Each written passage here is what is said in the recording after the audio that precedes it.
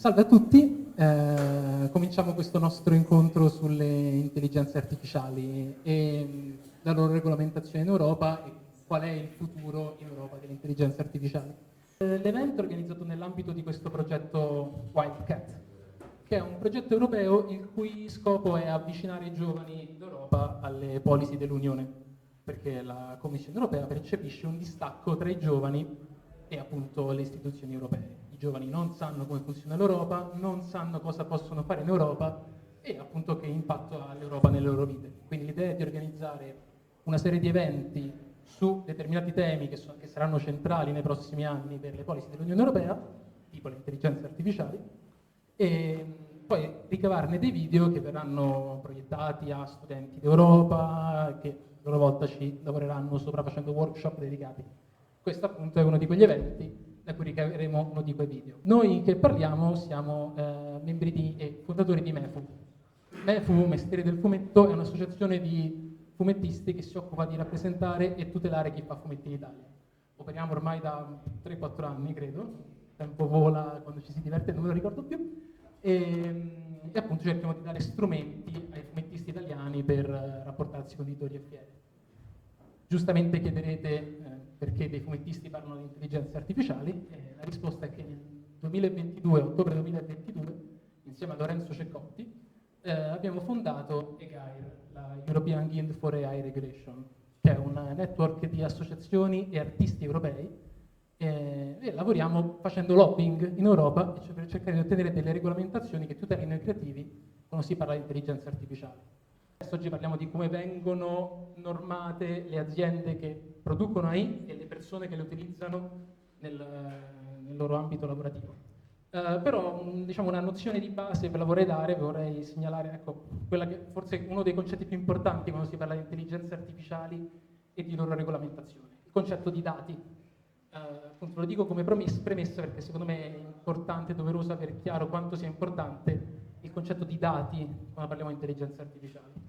I dati sono la materia prima con cui vengono addestrate le AI, sono quello che permette a un'intelligenza artificiale di fare quello che fa, di farlo bene o di farlo male, di fare tanti compiti o di farne pochi, e il modo in cui vengono raccolti questi dati, la qualità dei dati e anche la legalità con cui vengono raccolti questi dati sono tutti quanti temi di dibattito su cui si concentrano molti dei tentativi di regolamentare queste aziende.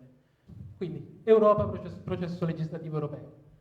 Ci sono sempre tre attori fondamentali quando si parla di legge in Europa. La Commissione europea, che è sostanzialmente il governo dell'Unione Europea, che ha commissari, ognuno con un incarico specifico, e un presidente, al momento una presidente che è eletta dai governi nazionali. Poi c'è il Consiglio europeo. Il Consiglio sono i rappresentanti dei vari governi in Europa, sostanzialmente un tramite, no, tra governi e Unione. E poi il Parlamento europeo. Il Parlamento è quello che eleggiamo noi cittadini, che è l'organo che ha il potere legislativo e che a sua volta poi vota la fiducia alla Commissione. Quindi anche sul Parlamento si regge il potere e l'autorità della Commissione effettivamente.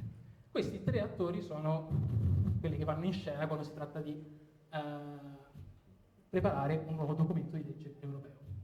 Il processo è sempre lo stesso, cambia a volte unicamente chi ha l'iniziativa di legge, cioè chi propone il disegno di legge iniziale. A volte può essere il Parlamento, a volte possono essere i cittadini, più spesso è la Commissione europea. La Commissione europea studia un argomento e propone al Parlamento e al Consiglio appunto, una proposta di legge su un tema.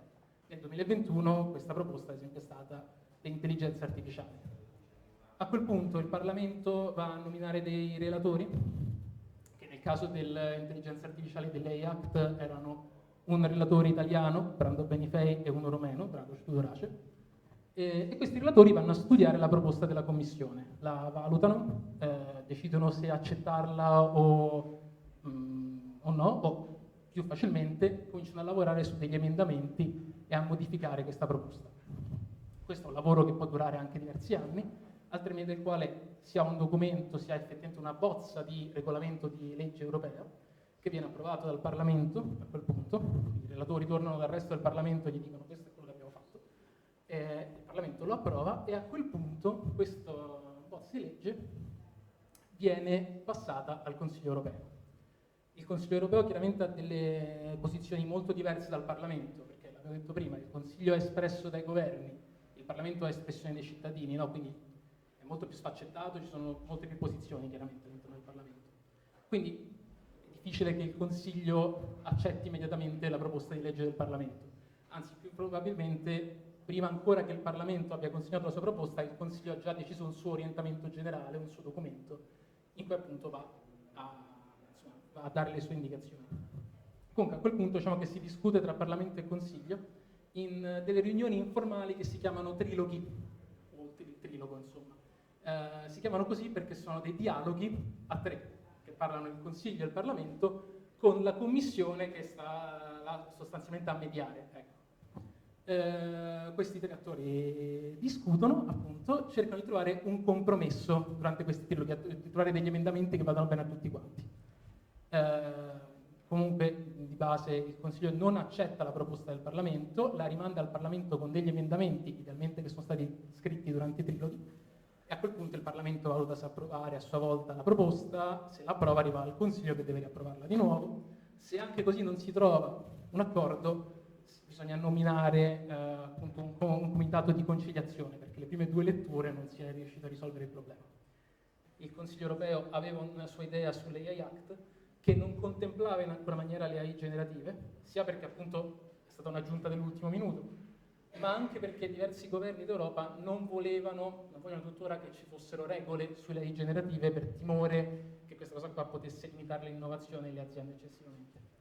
E quindi si è cominciato a discutere di base, tutti quanti, sia Parlamento e Consiglio, ma anche noi attivisti e aziende, per cercare di trovare una quadra.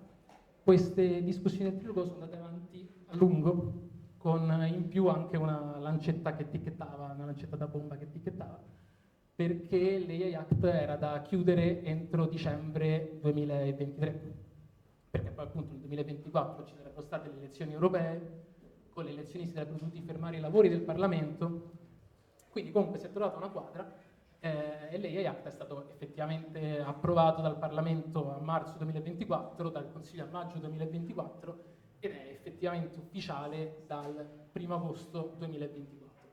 Però ecco appunto, quindi questo AI Act è un documento il cui obiettivo anche è molto ambizioso, anzi i cui obiettivi sono molto ambiziosi, cioè quello chiaramente di armonizzare il mercato dell'Unione Europea, quindi dare regole che tutti devono seguire in modo che non ci siano dei player che comincino a approfittarsi magari di concorrenze sleali o di vantaggi ingiusti. L'obiettivo è anche quello di rendere le AI più sicure e anche affidabili per tutti quanti, cioè di far sì che i cittadini europei abbiano fiducia nei confronti delle AI con cui per forza devono interagire. E infine l'altro obiettivo, e forse quello più ambizioso del Parlamento, del Consiglio e della Commissione, è quello di avere un testo che sia tecnologicamente neutrale, cioè quindi un testo che sia scritto in una maniera tale per cui tra 50 anni le cose che dice continuino a valere, a prescindere dai salti tecnologici che ci possono essere stati nel frattempo. Questo è diciamo, lo schema che definisce l'AI Act, perché quello che fa fondamentalmente questo AI Act è andare a definire 4 livelli di rischio in cui si collocano i diversi modelli di intelligenza artificiale. Prende dei prodotti e li classifica. Li classifica per livelli di rischio, in base al livello di rischio ci sono determinati obblighi o addirittura dei divieti. Cominciamo da quello più alto, questa piramide alimentare delle intelligenze artificiali, che sono i rischi non accettabili. Queste sono le applicazioni di AI che in Europa sono bandite completamente. Poi ci sono i sistemi ad alto rischio, questi sono quelli su cui forse si sofferma anche di più l'AI Act. Sono appunto dei sistemi in cui si riconoscono avere dei potenziali rischi per la vita umana, ma non al punto da essere banditi. A rischio cosiddetto limitato, che sono tendenzialmente chatbot, modelli che possono generare deepfake, e poi infine c'è l'ultimo scalino di questa piramide, che sono le AI a rischio minimo, che sono la stragrande maggioranza dei modelli di AI in realtà presenti sul mercato, che sono ad esempio le AI, quelle interne ai videogiochi, dove l'Unione Europea riconosce che appunto l'assenza di un rischio effettivo permette agli sviluppatori di questi modelli di non dover seguire particolari regole, chiaramente. È un documento complicato che oltretutto ha anche degli aspetti critici dal lato per le aziende invece, che a loro volta hanno ovviamente fatto lobbying come abbiamo fatto lobbying noi. Quindi se noi attivisti ad esempio ci lamentiamo del fatto che il documento non è abbastanza chiaro, non scende nel dettaglio, non protegge abbastanza, le aziende si lamentano del fatto che il documento mette troppi paletti per le aziende europee. Sono critiche che vengono fatte sostanzialmente basandosi su due elementi: il fatto che l'eccessiva quantità di paletti rischia di seppellire sotto degli obblighi burocratici le aziende che vogliono sviluppare le AI in Europa, e anche il fatto che poi per effettivamente aderire agli standard che devono rispettare i modelli alto rischio che dicevamo prima, le aziende devono pagare insomma una certa quantità di denaro che rischia di andare a limitare quello che possono fare aziende più piccole e a avvantaggiare i player più grandi. Questo è quello che dicono le aziende, che anche, credo un mesetto fa anche hanno inviato una lettera al Parlamento europeo chiedendo meno regole, ma l'avevano fatto anche l'anno scorso chiaramente. Appunto, è un documento di compromesso, come è sempre la politica chiaramente. Noi diciamo che non si fa abbastanza, le aziende dicono che si fa troppo. Francesco Archidiacono di MEFU. Ci sono all'altro estremo anch'io, che mi chiamo Emanuele Rosso, anch'io come Francesco un autore di fumetti e uno dei membri fondatori dell'associazione MEFU. Però a parte noi che diciamo apriamo e chiudiamo l'arco, abbiamo qua con noi, parto da una parte, faccio il giro completo, Stefano Pratesi, docente ISIA, Mario Santoro, ricercatore del CNR, Pietro Minto, giornalista e divulgatore, Lorenzo Ceccotti, diciamo visual artist, può andare bene, comprende un po' tutto, Guido Scorza che è garante della privacy e Antonello Lipori, sempre anche lui docente ISIA. Mi interessava sapere se secondo voi quella dell'AI si configura come una bolla. Se possiamo partire, partirei da qua, se possiamo considerarla una crescita che ha preso dei ritmi esponenziali che sono destinati a continuare, o se già rispetto ad altri fenomeni che si sono anche verificati negli anni recenti con tutte le innovazioni tecnologiche, se anche quella delle AI per certi versi ha dei segnali che fanno pensare a una bolla e che quindi, come spesso accade con le bolle, poi tendono, se non a esplodere, perlomeno a sgonfiarsi. Non so chi...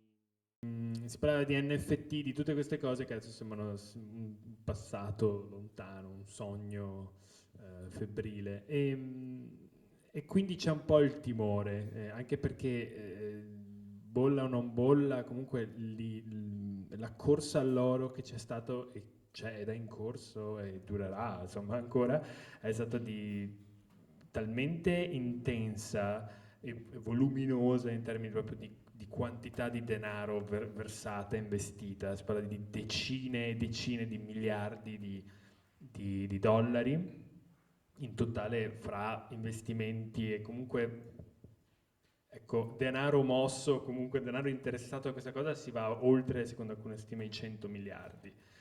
Solo Microsoft ne ha spesi più di 10 con su OpenAI, quindi parliamo di investimenti che quasi rendono la parola investimenti poco, poco utile, siamo a un livello forse oltre, sembra proprio investimenti militari da guerra fredda più che altro. E quindi c'è il timore che a fronte di questi enormi investimenti il ritorno su questi investimenti non sia e non sarà mai abbastanza alto. E più che altro credo che il rischio, più che una bolla che si sgonfia all'improvviso, cioè tantissimo fumo e poco arrosto, come è successo diciamo, con gli NFT e il web free, come veniva chiamato, è più probabile forse che ci sia un ripensamento. Ci sono report di aziende che hanno le prime aziende che hanno provato a integrare questi sistemi di intelligenza artificiali, in molti casi si sono dette hanno registrato poca convinzione, poco entusiasmo tra i dipendenti. E il problema è che questi servizi costano. Le AI ce l'ha un futuro. Mi sembra un po' come la bolla dei computer negli anni '80, no? Non sono diventati così interni alla vita di ognuno di noi, sono dovuti passare un'altra ventina d'anni. Qual è la mia preoccupazione? È che qualcuno in realtà sta investendo per prendere il controllo del mercato e per direzionare la ricerca e la fruizione solo in una certa direzione. Io posso fare i nomi, il mio riferimento è proprio a Microsoft, che in realtà ha brutalizzato e conquistato il mercato dei sistemi operativi per i personal computer, e adesso ci troviamo che se a Microsoft sbagliano qualcosa non parte un aereo nel mondo. Pensate questo tipo di impatto, quindi sì è una bolla, però se poi uno la cavalca, la bolla la cavalca in una certa direzione, dobbiamo pure pensare a cosa succederà quando la bolla scoppia, chi sta sopra, chi sta sotto. Io posso dire che sicuramente se non è una bolla che scoppia, questa è una prima fase che è destinata a finire, cioè questo è poco ma sicuro, e io credo che la prima, cioè questa è proprio la mia opinione assolutamente fondata sulla mia soggettività, quindi come dire, non prendete in nessun modo che non sia quello che sto dicendo, però io credo che se, guardando lo scenario attuale, no? Io penso che siamo prima di tutto schiavi, visto che si è parlato tanto di semantica, delle parole con cui definiamo questi sistemi, cioè la tecnica proprio, cioè il fatto che la chiamiamo intelligenza artificiale ci fa pensare a delle cose che non sono vere, no? Cioè ci viene da pensare a una super intelligenza, a un'intelligenza che è migliore della nostra, è un'intelligenza che dice sempre la verità, no? Ad esempio anche chi ha detto le intelligenze artificiali affrontano una grande quantità di dati, quindi ti danno lo spaccato diciamo, della cultura umana. È falsissima questa cosa, ma proprio per come nascono le intelligenze artificiali. La cosa interessantissima è che c'è stato questo ricercatore di Apple che ha detto ok, allora vediamo di provare a fare un po' di vedere quanto è robusta un'affermazione di OpenAI sull'intelligenza di ChatGPT, no? E preso e ha fatto questa cosa molto semplice, ha cambiato i nomi propri delle persone che compaiono in questo test, cioè tipo che ne so, invece di dire John ha 5 pere, ne deve vendere al mercato 3 euro, quanto guadagna John? Hanno scritto Mike e ChatGPT ha cominciato a sbagliare le operazioni. E questa cosa qui indice del fatto che molto probabilmente quello che sta succedendo è che ci troviamo davanti a un sistema mimetico dei dati, ok? Quindi un sistema di imitazione di quello che è presente, di rappresentazione di quello che c'è nei dati di addestramento. Quindi se nei dati di addestramento il pattern che ChatGPT è stato abituato a riconoscere, ovvero i risultati di quello specifico questionario, okay, non sono presenti, okay, all'interno del prompt, okay, comincia a non rispondere più accuratamente, per cui cominciamo a capire che il fatto che 5 più 1 fa 6 lo sa perché l'ha letto 1 milione di volte, cioè non lo sa, chiedo scusa, riconosce solo un pattern di come dire, di coincidenze, okay, che si ripetono. E questo significa che noi dobbiamo diventare molto più consapevoli di così su come funzionano le intelligenze artificiali, molto consapevoli di quali sono i dati che utilizzano per funzionare, perché se non sappiamo da dove arrivano i dati, cosa sono i dati, come li prendono, okay, non possiamo sapere, non possiamo interpretare correttamente le informazioni. È come vedere un'infografica di dati di cui non sappiamo nulla, cioè è un'infografica che ci informa sul niente, letteralmente. Però perlomeno ci sono 3 punti che mi sembrano importanti che escono e che appunto meritano un sacco di approfondimenti in cui adesso cercheremo di analizzare, che uno è effettivamente la questione dei dati, indubbiamente, cioè forse, non so se è il problema, però è sicuramente uno dei grossi macigni, la questione dei dati. Poi c'è una questione dell'educazione delle persone, che forse è quello di cui paradossalmente si parla di meno, mi viene da dire, pur avendo un ruolo, direi, sostanziale. E poi c'è un terzo punto che è quello se vogliamo, della trasparenza dei processi, di cosa fanno questi modelli linguistici, che però ovviamente questo forse già riguarda un settore più specifico, perché non è detto che da fruitore X io debba necessariamente essere in grado di capire cosa fa la macchina, anzi, non so. Da ricercatore come vi approcciate all'uso dei dati? Se c'è un modo, perché ovviamente è una questione appunto economica, etica, ci sono tanti aspetti dentro, però per chi lavora in questo settore volevo sapere qual è il vostro approccio da ricercatori, che quindi magari si pongono delle questioni non chiaramente economiche, tipo non è che sviluppi un modello per farci dei soldi, ma per fare delle ricerche, quindi probabilmente non dovresti avere bisogno di farci forse attenzione come una mega azienda che invece li usa per altri fini? Sempre questo, diciamo, questo esempio di tipo spaziale.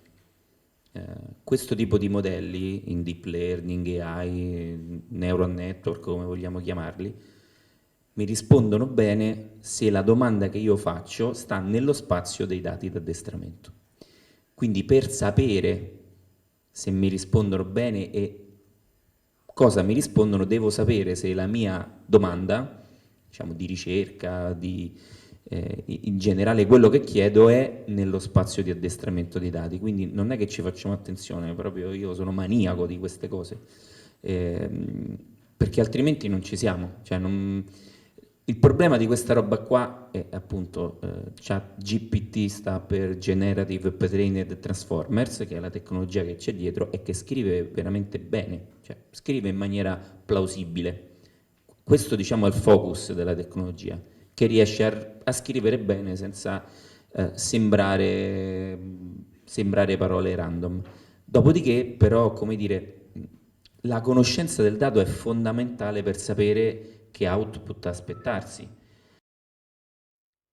Userei il plurale per questi argomenti, cioè userei gli algoritmi e le AI, perché c'è anche un modo diverso di fare AI.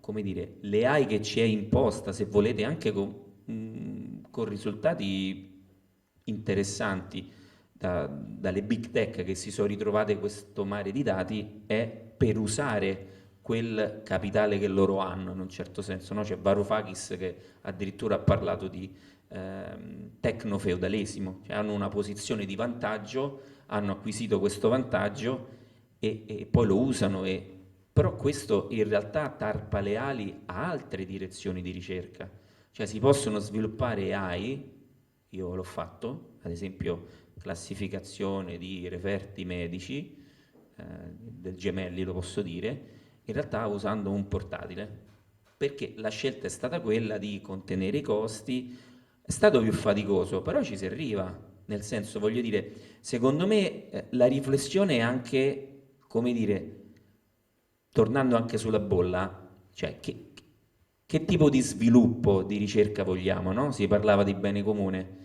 Se noi inseguiamo le big tech, perdiamo. È anche un problema di censo, perché per usare ChatGPT prima o poi bisognerà pagare, bisognerà avere una connessione veloce, bisognerà avere uno smartphone o un qualcosa che si connette, e io la lego, visto che ci sei anche tu, anche al fatto che ha un problema di democrazia, perché adesso diciamo ci sono dei servizi che ci garantiscono il diritto a votare, avere dei certificati, che passano solo per SPID, ma lo SPID non è obbligatorio per legge, ma se io non ce l'ho non posso esercitare i miei diritti. Ecco, questo pensatelo quando qualcuno comincerà a proporre questi servizi per la pubblica amministrazione, è devastante. A meno che non sia la pubblica amministrazione che decide quali dati, quali logiche, che prende in mano la cosa. Ad esempio, una cosa che io farei, vincolerei i fondi europei sulle AI a sviluppare le AI in un'altra direzione, perché si può fare. Quello che chiedo spesso anche ai miei colleghi è di non, intanto Google e OpenAI non li possiamo inseguire perché ci schiacciano, ci asfaltano. Noi possiamo, e come ricercatori dobbiamo, far vedere che ci sono altri percorsi.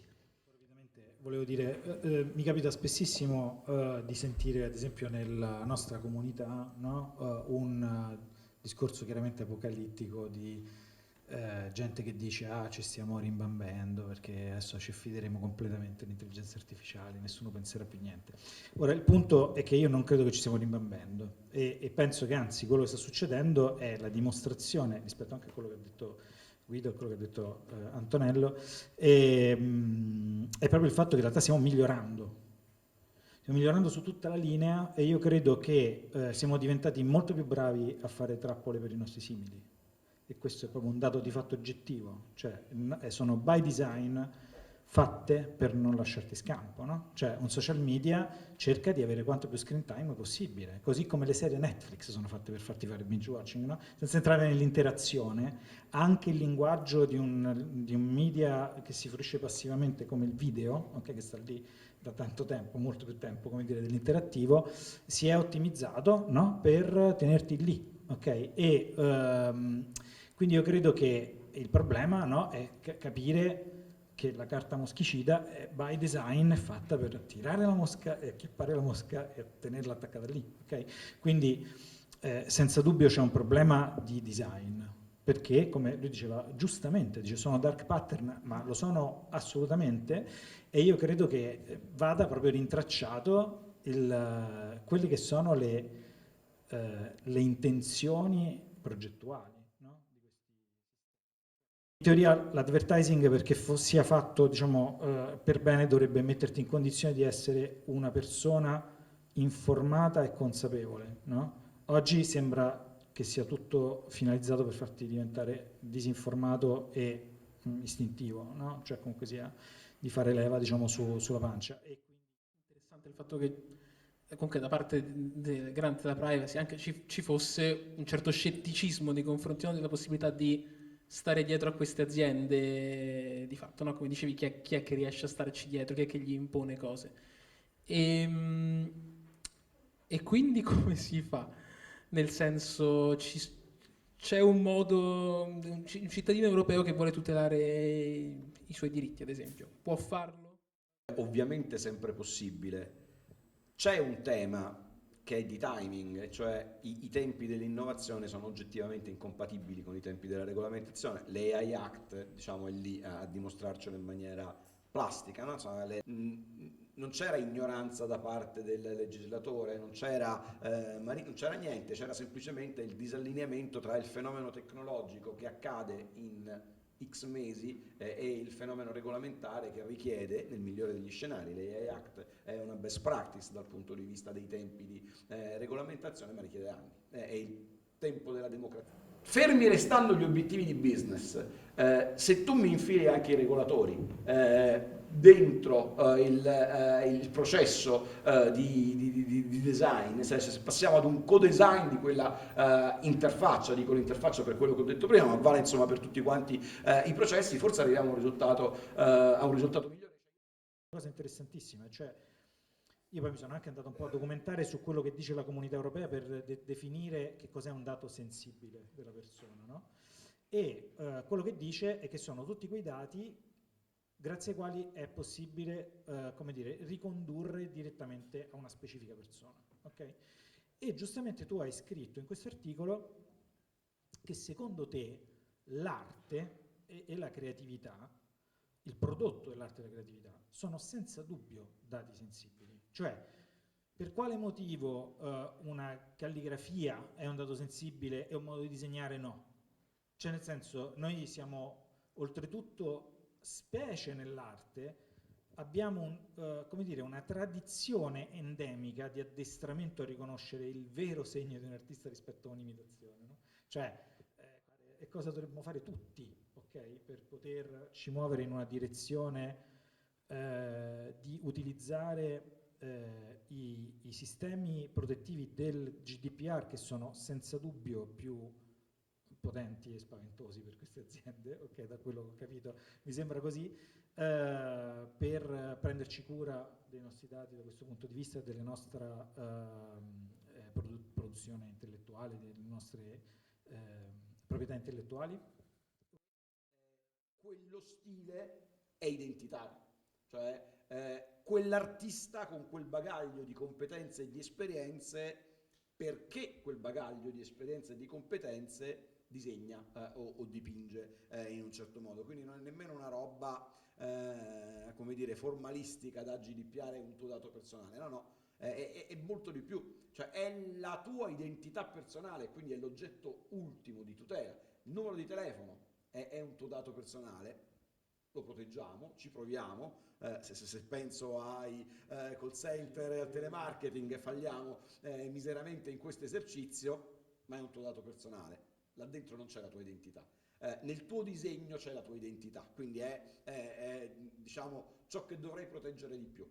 E quindi se tutto questo è vero e se entro dentro la disciplina europea sul GDPR, che sin qui, e sarà certamente così fino a quando non avremo nel pieno vigore le AI Act, ma ho il sospetto che sarà così anche dopo, è la più forte delle forme di orientamento e controllo del mercato e dell'industria dell'intelligenza artificiale, è ovvio che quell'artista quel disegnatore, quel pittore, ma insomma vale per qualsiasi genere artistico, che bussa alla porta di OpenAI, che bussa alla porta di Microsoft, che bussa alla porta di Google e dice non con i miei dati, non con il mio stile, non nel mio nome, non con la mia produzione artistica, perché quella roba lì sono i miei dati personali, non puoi usarla, quel soggetto raggiunge quello che è il vostro obiettivo nella dimensione del diritto d'autore, perché